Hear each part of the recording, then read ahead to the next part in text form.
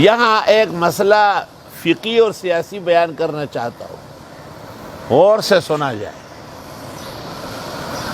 کبھی ایسی صورتحال ہوتی ہے کہ کینڈیڈیٹ بہت اچھا آدمی نہیں ہوتا لیکن پارٹی اچھی ہوتی ہے،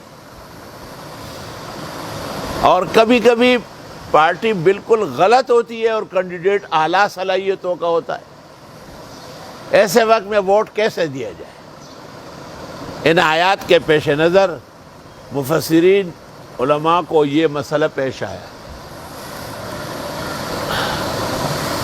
بخاری شریف میں ہے کہ رسول اکرم صلی اللہ علیہ وسلم نے پانی نوش جان فرمایا، اور جب بچ گیا تو آپ چاہتے تھے کہ ابو بکر کو دے، لیکن اتفاق سے وہ بائیں طرف تھے اور دائیں طرف ایک اعرابی تھا۔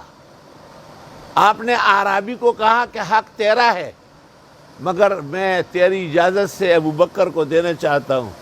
اس نے کہا لا اوثرن احدا علی نفسی، میں اپنے اوپر کسی کو بھی ترجیح نہیں دوں گا۔ آپ نے فتلؤ فی یدی، آپ ہی رکھے۔ اس سے پتہ چلا کہ اصل صحیح ہونا چاہیے، جیسے سمت صحیح ہے، ابو بکر جیسے بلند کردار ہے لیکن اس کا حق نہیں بنا، اور سمت صحیح ہے،